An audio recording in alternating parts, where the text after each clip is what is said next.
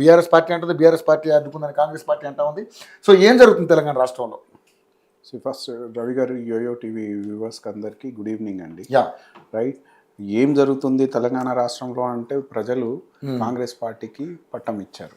కాంగ్రెస్ పార్టీకి పట్టం ఇవ్వడానికి reason last 2 years, approximately 2 years మేము తీసుకున్న నిర్ణయాలు కావచ్చు, రేవంత్ రెడ్డి గారి హయాంలో కాంగ్రెస్ గవర్నమెంట్ తీసుకుంటున్న పాలసీస్ కావచ్చు, దాని పట్ల డిసిషన్, ఇవన్నిటికి పైగా ఆబ్వియస్లీ సో అంటే ప్రిన్సిపల్ ఆఫ్ న్యాచురల్ జస్టిస్, ఓ యూనివర్సల్ ట్రూత్, అంటే అందరూ యాక్సెప్ట్ చేయాల్సిన వాస్తవం ఏంటంటే అధికార పార్టీకే లోకల్ గవర్నెన్స్లో సీట్లు ఎక్కువ వస్తే అంటే డెఫినెట్గా డెవలప్మెంట్ దిశగా పని జరుగుతుంది, గవర్నమెంట్ కూడా ఫెచ్ అవుతుంది. అలాగే కాన్స్టిట్యుయెన్సీ ప్రజలకు కావచ్చు, కాన్స్టిట్యుయెన్సీ నాయకత్వానికి, అక్కడ ఉన్న లీడర్షిప్ కావచ్చు, అన్నిటికీ న్యాయం జరుగుతుందని తెలంగాణ ప్రజలు, తెలంగాణ అక్రాస్లో ఉన్న కాంగ్రెస్ పార్టీ కార్యకర్తలు నిబద్ధతకు పనిచేసిన దానికి ఈరోజు రిజల్ట్ వచ్చింది.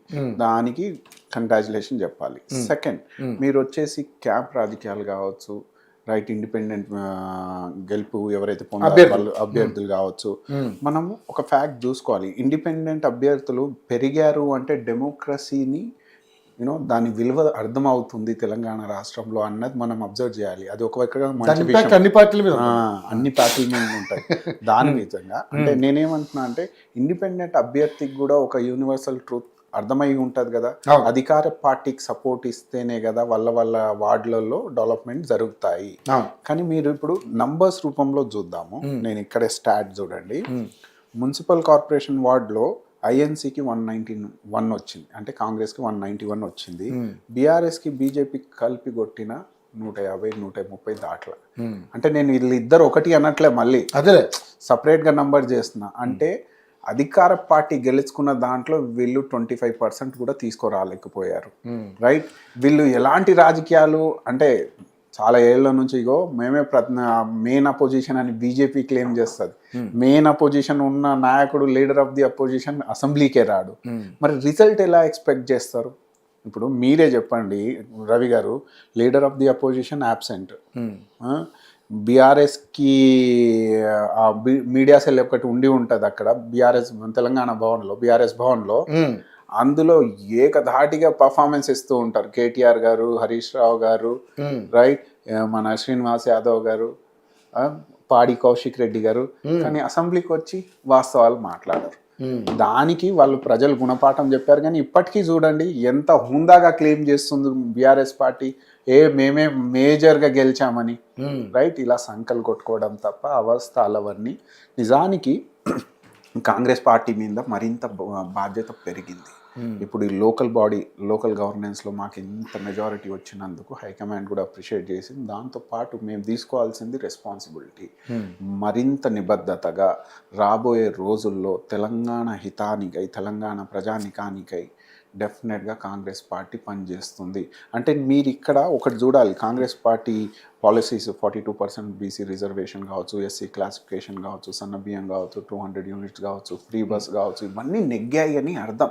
ఇప్పుడు నేను 42% రిజర్వేషన్ నెగ్గిందని అనుకోవచ్చా? 100%. సార్ ఒకటి చెప్తాను చూడండి, అంటే మీకు ఎలా ఉంటుందో తెలియదు, నేను being educated sir, analyst sir చెప్పాలి, ఓ ఉద్యమం అనేది ఫస్ట్ ఓ మేజర్ చేంజ్తోనే స్టార్ట్ అవుతుంది.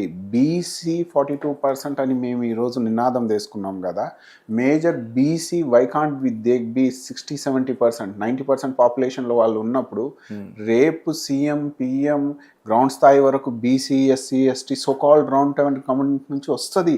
ఆ మూమెంట్ వచ్చేసింది, మీరు అది గ్రహించాలి. ఆ చేంజ్ బిగిన్ చేసింది చూడండి కాంగ్రెస్ పార్టీ. ఒకప్పుడు ఇండియాలోనే తెలంగాణ రాష్ట్రంలో సాఫ్ట్వేర్, అప్పుడున్న కంబైన్ ఏపీలో సాఫ్ట్వేర్ రావడానికి రాజీవ్ గాంధీ గారు ఐటీ పాలసీ తీసుకొచ్చారు. దానికి ఈరోజు సౌత్ ఇండియా మొత్తం లబ్ధి పొందింది ఐటీ ఇండస్ట్రీ, సర్వీస్ సెక్టార్లో. అంటే 1992లో తీసుకొచ్చిన ఆ డాట్ ఆలోచన ఈరోజు ఎంత పెద్దగా మనకు రెవెన్యూ జనరేషన్, ఎంత పెద్ద ఉద్యమం, ఎంత పెద్ద ఎంప్లాయ్మెంట్, అదే దిశగా బీసీ రిజర్వేషన్ నినాదం తీసుకురావడమే సక్సెస్. రాబోయే రోజుల్లో mark my word, this is not ఈ రోజు ఉద్దేశించి చేయలేదు, ఇది ఫ్యూచర్ని ఉద్దేశించి చేసిర్రు. సో దీంట్లో భాగంగా కాంగ్రెస్ పార్టీ చాలా సక్సెస్ పొందిందని అర్థం. ఫ్యూచర్ని ఉద్దేశించి చాలా చేశారు, కానీ అది ఆచరణయోగ్యంగా ఎంతవరకు సఫలీకృతం అనేదే కదా అక్కడ క్వశ్చన్. ఇక్కడ చాలా చేశారు, చాలా చేశారు, ఇదే కదా ప్రతి పార్టీ. ఎగ్జాంపుల్ చెప్పండి, ఇప్పుడు సెంట్రల్ లో ఉన్న బీజేపీ ఏం చేసిందో చెప్పండి. ఫర్ ఏ చేంజ్ సేక్ ఓ మేజర్ పాలసీ ఏం చేయలేదు మీరు చెప్పండి. ఏం సార్, రైతు చట్టాలు తీసుకొచ్చింది, బ్లాక్ డే సెలబ్రేట్ చేస్తున్నారు, రైతులు ఇప్పటికీ ధర్నా మీద ఉన్నారు, జిఎస్టీ అని మోపిర్రు. మన దగ్గర నుంచి రెవెన్యూ 60% తీసుకుంటారు సౌత్ ఇండియా నుంచి, మనకి ఇన్ రిటర్న్ వచ్చేది ఎంత 39%. ఇంతవరకు మన బడ్జెట్ లో తెలంగాణకి ఎంత రూపాయి ఇయ్యలేదు సార్. ఎంత ఇంజస్టిస్ అవుతుంది. ప్లానింగ్ కమిషన్ పెట్టిర్రు, ఆ ప్లానింగ్ కమిషన్ వల్ల మనకి ఇంతవరకు బ్యాక్వర్డ్ డెవలప్మెంట్ ఫండ్సే రాలేవు సార్. ఆ లాస్ట్ 10 years నుంచి స్టేట్ డివైడ్ అయిన తర్వాత ఎకనామికల్ పాలసీ కింద మనకు ఎన్నో అడ్వాంటేజ్ రావాలి, ఇంతవరకు రాలేదు సార్. ఎక్కడున్నారు సార్? సో నేనేమంటున్నా, బీజేపీ ఈ దేశానికి ఇచ్చిన చాలా ఉన్నాయి, చెప్పమంటే చెప్తాను. మనకు వరల్డ్ అక్రాస్ లో ఏ దేశంతో మంచి సంబంధాలు, సత్సంబంధాలు లేదు. నేను చెప్తున్నా, అంటే బీజేపీ ఇచ్చింది ఏందో చెప్పమన్నారు కాబట్టి. రైట్, లాస్ట్ 10 years లో రూపాయికి డాలర్ వాల్యూ పడిపోతుంది. బైలేటరల్ ట్రేడ్ లో 59% ట్యాక్స్ వేస్తున్నారు. ఏ దేశంతో, మనకు బంగ్లాదేశ్ తో సన్నిహితంగా ఉన్నామా, మనం శ్రీలంకతో ఉన్నామా? మీరు చెప్పండి, ఒక్క దేశంతో, యూరోప్ తో ఉన్నామా? సార్ మొన్నటికి మొన్న రష్యా నుంచి మన ట్రేడ్ డీల్ రెక్టిఫై చేస్తే యుఎస్ మనకు కొంచెం ఫ్రీ ట్రేడ్ చేయడానికి ఇచ్చింది. అది కూడా వాళ్ళకున్న ఎసెన్షియల్ గూడ్స్ లోనే. మనకు మబ్బి చేస్తున్నారు సార్. వచ్చే దినాన్ని ఇంతవరకు రాలేదు, జన్ధన్ యోజన ఇంతవరకు రాలేదు, ధన్ రాలేదు, అవన్నీ అవాస్తవాలు. కానీ ఇప్పుడు నాది పెద్ద doubt sir, analyst Ram Gopal sir చెప్పాలి మనకు. అసలు జనగణ చేయకుండానే ఈ దేశ సంపాదన ఎలా పెంచుతున్నారో నాకైతే అర్థం కాదు. సో దట్ ఈస్, అది ఇచ్చింది బీజేపీ. కానీ వాస్తవానికి అర్బన్ లోకల్ బాడీ గవర్నెన్స్ లో కాంగ్రెస్ ఈ పర్ఫార్మెన్స్ చాటు చేసుకుందంటే కాంగ్రెస్ రాబోయే రోజుల్లో 10 to 15 years ఉండబోతుంది. 10 to 15 years 100% చూసుకోండి. ఇది మళ్ళీ ఇదే డిబేట్ లో మాట్లాడాల్సిన అభివృద్ధికి నిదర్శనంగా ఉండబోతుంది అనుకుంటున్నారా? నేను అభివృద్ధికి మీరు ఇస్తానన్నటువంటి సంక్షేమ పథకాలకి నిదర్శనంగా ఉండబోతుంది అనుకుంటున్నారు? ఏ రకంగా అనుకుంటున్నారు మీరు సార్? ఇది లోకల్ బాడీ ఎలక్షన్స్ అంటే అధికార పార్టీ వైపే మొగ్గు చూపుతారనేది జగమెరిగిన సత్యం అందరికీ. సరే, ఓకే, రైట్. ఇప్పుడు సర్పంచ్ ఎన్నికలు కావచ్చు, ఇప్పుడు జరిగినటువంటి మున్సిపల్ ఎన్నికలు కావచ్చు, ఏదైనా అధికార పార్టీలో ఉంటే రేపొద్దున ఏదైనా ఈ గ్రామాలు కానీ, ఆ వార్డులు కానీ డెవలప్ అవ్వడానికి ఆస్కారం ఉంటుందనేది ప్రజలకు అందరూ, పెద్దవాళ్ళు పిచ్చోళ్ళు ఏం కాదు, సోషల్ మీడియా అన్ని చూస్తూ ఉన్నారు.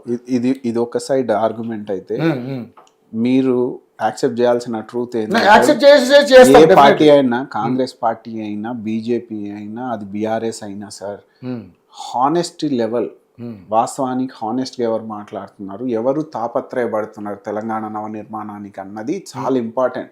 అది ప్రజలు గ్రహిస్తారు. నాది ఓన్ టీవీ ఉంది, నేనే డబ్బా కొట్టుకుంటా, నేనే ప్రెస్ మీట్లు ఇచ్చుకుంటా తిరుగుతాను, నా క్యాడర్ సంతోషంగా ఉండాలని ఎవరైతే చేస్తుర్రో, మేమే ప్రత్యర్థనం అని బీజేపీ చెప్పుకుంటూ ఉంటుంది. సో వీళ్ళు ఎంఐఎం వాళ్ళు కాంగ్రెస్తో తోడుకుంటారు అని ఒక రకమైన వాదన. సరే, ఇక్కడ డెమోక్రసీని మూలం చేసుకొని మానవత్వ హితానికి, అంటే మానవత్వ కోణంలో మెరుగైన సమాజం కట్టడానికి కాంగ్రెస్ పార్టీ ఎప్పుడు ఉంటుందని ప్రజల్లో ఉంటుంది సార్. అది మీ హానెస్టీ లెవెల్ అర్థమైపోతూ ఉంటుంది. మీ పాలసీ రూపంలో కావచ్చు, మీరు అసెంబ్లీలో మాట్లాడే రూపంలో కావచ్చు, మీ ప్రెస్ మీట్లో రూపంలో కావచ్చు. అది ఇక్కడ నుంచి చూడండి, ఇంతకు ముందు నుంచి కూడా కాంగ్రెస్ కార్యకర్తలు గ్రామానికి చేరి మేము తీసుకున్న నిర్ణయాలు అర్థమయ్యేటట్టు ప్రతి ఒక్క ప్రజానికానికి చెప్పాలని నేను హోప్ లో ఉన్నాను, చెప్తారన్న హోప్ లో ఉన్నా. నేను చేసేది కూడా అది. కానీ మార్పు అయితే రాబోతుంది. అంటే ఇక్కడ చూస్తుంటే శత్రు పార్టీలతో కూడా పొత్తు పెట్టి కొన్ని విచిత్రాలు జరుగుతా ఉన్నాయి. ఇక్కడ ఆ అధికార పీఠం దక్కించుకోవడం కోసం అందరూ కూడా రకరకాలుగా వాళ్ళ యొక్క అంటే శత్రువులతో కూడా జతకట్టి ముందుకు సాగిపోతున్నటువంటి పరిస్థితి మనం చూస్తా ఉన్నాం. ఎవరండి అన్ని మీరే అంటున్నారు, మీకు బీఆర్ఎస్ శత్రువే, బీజేపీ శత్రువే. సార్, బీయింగ్ ఏ కాంగ్రెస్ కార్యకర్త మీరు అందరు వినాల్సింది, ప్రజలు కూడా వినాల్సింది, రాజకీయంలో శత్రువులు ఎవరు ఉండరండి. విన్ విన్ సిచ్యువేషన్ లో పనిచేయాలి. ప్రజానికానికి అల్టిమేట్ గా లబ్ధి చేకూర్చాలి. అదే అంటున్నారు, ఇది గెలుపుగా చూస్తలే మేము బాధ్యతగా చూస్తున్నాం అంటున్నారు కదా. 100%. సరే, ఎంత బాధ్యతగా చూస్తారనేది ఇప్పుడు అందరికీ రేపు తెలియబోతుంది కదా త్వరలో. 100% అందరూ చూస్తారు కదా. దానికి నిదర్శనగా మార్కులు సార్ లాస్ట్ 2 years లో ఏం చేసిరు, అది ఇది ధూమ్ ధామ్ ఎన్నో పగటి వేషాలు కట్టారు బీఆర్ఎస్ నుంచి బీజేపీ వరకు. ఏమైంది సార్ అర్బన్ లోకల్ బాడీలో చూడండి, పర్ఫార్మెన్స్ పర్సంటేజ్ వైజ్ చూద్దామా. కాంగ్రెస్ 40% ఎందులో అర్బన్ లోకల్ బాడీస్ లో, 46% మున్సిపల్ కార్పొరేషన్ లో, 52% మున్సిపాలిటీస్ లో. వీళ్ళది ఎంత చెప్పనా సార్, ప్రజలు వింటారు చూడండి, 20%, 18%. ఇవి అంటే ఈ పర్ఫార్మెన్స్ తో వచ్చి మేమే గెలిచామని సంకలు కొట్టుకుంటూ ఉంటే అదే ప్రెస్ మీటే ఆడనే మీరు ఆ భవన్ లో అక్కడిక్కడ. కానీ ప్రజానికంలో వేరే ఉంది కదా సార్ మ్యాథ్. ఓకే, ఇదైతే నమ్మాల్సిందే కదా ఇది మ్యాథ్ ని. ఇప్పుడు మీకు సెల్ ఫోన్ లో చూపిస్తాయి, గూగుల్ వికీపీడియాలో అన్ని అప్డేట్గా ఉన్నాయి. మీకు డీటెయిల్ చెప్పనా చూడండి. మున్సిపల్ కార్పొరేషన్ వార్డ్ ఐఎన్సీ వచ్చేసి 191, బీఆర్ఎస్ 63. 50% పర్ఫార్మెన్స్ లేదు మా దాంట్లో. వీళ్ళు ఇద్దరిని కలుపుదాం, BJP 76. In fact municipal corporation ward లో బీజేపీది హై ఉంది, బీజేపీ మిత్రులది వల్లది హై ఉంది. మేబీ ఏకమయ్యారేమో ఎంపీ ఎలక్షన్ లాగా. మున్సిపాలిటీ వార్డ్ లో ఎంత అండి, 1346 సింగిల్ హ్యాండెడ్ గా కాంగ్రెస్ అయితే, బీఆర్ఎస్ కి 790. వాళ్ళది ఎంత sir, 260. Total urban local bodies లో మేము 1537 ఉంటే వీళ్ళది ఎంత సార్, 781. ఎక్కడున్నారు సార్ మీరైనా నంబర్సేగా, ఇవైతే అబద్ధాలు కావుగా. రైట్ రైట్ మళ్ళీ మీ దగ్గరికి వస్తాను. విజయసాగర్ గారు, సో చూస్తున్నారు మీరు ఇప్పటి వరకు మొత్తం, ఎందుకంటే ఇక్కడ కేవలం టాపిక్ బీఆర్ఎస్ వర్సెస్ కాంగ్రెస్ అన్నట్టుగానే నడుస్తుంది. సో ఏంటి ఈ బుజ్జిగింపులు, ఈ కవ్వింపు చర్యలు, అదేవిధంగా ఈ కిడ్నాపులు, ఈ క్యాంపు రాజకీయాలు ఏంటి అంటే, సరే ఎవరు ఉనికిని వాళ్ళు చాటుకోవడం కోసం ఎవరు ప్రయత్నాలు వాళ్ళు చేస్తూ ఉన్నారు. సో ఇక్కడ ఎంఐఎం కూడా గణనీయంగా కొన్ని చోట్ల వాళ్ళకు కూడా మంచి స్థానాలే వచ్చాయి.